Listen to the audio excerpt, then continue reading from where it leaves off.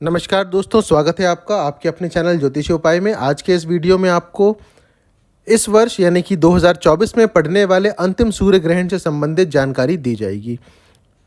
सूर्य ग्रहण जो पड़ रहा है वो अक्टूबर 2 तारीख रात को 9:13 से प्रारंभ होगा और समाप्त होगा अक्टूबर 3 प्रातः 3:17, यानी कि 2 तारीख की रात को ही प्रारंभ हो रहा है और 2 तारीख की रात को ही समाप्त हो रहा है। 3 तारीख की तिथि इसलिए बताई गई है क्योंकि अंग्रेजी कैलेंडर के हिसाब से रात को 12 बजे के बाद तिथि या तारीख जो रहती है वो बदल जाती है।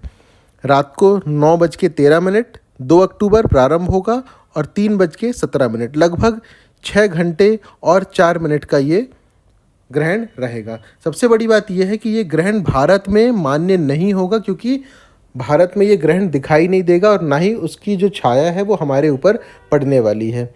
कुछ अलग देश हैं जहाँ पर वो दिखाई देगा, जहाँ वो मान्य होगा, जहाँ पर दिन का समय होगा और ग्रहण होगा वहाँ पर वो चीज़ मान्य भी होगी, सूतक काल भी वहीं पर लगेगा, हमारे यहाँ नहीं लगेगा। लेकिन सबसे बड़ी बात यह है इस वीडियो को बनाने के पीछे कि सूर्य ग्रहण तो पड़ रहा है और अगर सूर्य ग्रहण पड़ रहा है तो निश्चित तौर पे राशियों पे भी इसका प्रभाव होगा। अब पृथ्वी के किसी भी हिस्से में ग्रहण पड़ रहा हो उस समय यानी कि ग्रहण काल में किए गए कुछ विशेष जाप हो गए, दान हो गए, इसका हमें अलग प्रकार का या विशेष किस्म का फल प्राप्त होता है। तो सबसे पहले आप ये देख लीजिए कि जो समय आपको बताया गया है उस समय में बैठ करके मंत्र सिद्धि की बात आज नहीं होगी क्योंकि हमारे यहाँ पर ग्रहण नहीं पड़ रहा है। लेकिन अपने ऊपर ग्रहण का जो नकारात्मक प्रभाव या पड़ने वाला है उससे बचने के लिए हम क्या कर सकते हैं। सबसे पहली चीज़, हम अपने गुरु का मंत्र, जिन लोगों ने गुरु मंत्र लिया हुआ है वो अपने गुरु के मंत्र का जाप कर सकते हैं। ग्रहण काल की विशेषता ये होती है कि ग्रहण काल में मंत्र जाप की कोई संख्या नहीं होती और सबसे बड़ी बात यह है कि चंद्र ग्रहण और सूर्य ग्रहण में से जो सूर्य ग्रहण होता है वो अत्यधिक प्रभावशाली या शक्तिशाली होता है। इस समय किए गए मंत्र जाप का जो फल होता है वो 1000 और लाख गुना बढ़कर प्राप्त होता है। इसीलिए जब ये मौका मिल रहा है तो निश्चित तौर पे आप अगर हो सके तो आप मंत्र जाप निश्चित तौर पर करें। मंत्र जाप के लिए इस समय कोई नियम नहीं है कि आपको नहाकर ही बैठना है, स्वच्छ कपड़े पहनकर ही बैठना है। आसन लीजिए, माला नहीं भी है तो भी आप बैठ करके अपने हिसाब से बिना किसी संख्या के भी मंत्र जाप कर सकते हैं। सबसे पहला जाप जो विशेष तौर पर है, जिनके पास गुरु मंत्र है वो गुरु मंत्र का जाप कर सकते हैं। दूसरा, गुरु मंत्र के अलावा महामृत्युंजय मंत्र का जाप, गायत्री मंत्र का जाप, भोलेनाथ के मंत्र ओम नमः शिवाय का जाप और इन सब के अलावा नाम जाप।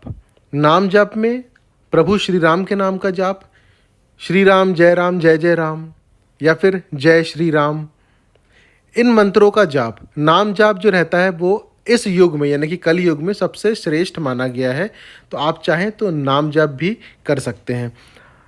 प्रभु श्री राम के नाम का जाप इतना महत्वपूर्ण क्यों है? सबसे पहली चीज़, वैसे तो पुराने कई वीडियो में बताई गई है, एक बार आज फिर मैं दोहरा देता हूँ उस चीज़ को।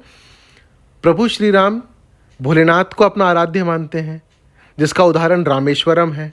जब रामेश्वरम में प्रभु श्री राम ने राम रावण युद्ध के समय शिवलिंग की स्थापना की थी तो उस समय राम जी ने व्याख्या की थी कि जो राम के ईश्वर हैं वही रामेश्वर हैं। और उसी समय भोलेनाथ ने कहा था कि जिसके ईश्वर राम हैं वही रामेश्वर है, यानी कि भोलेनाथ प्रभु श्री राम को अपना ईश्वर मानते हैं।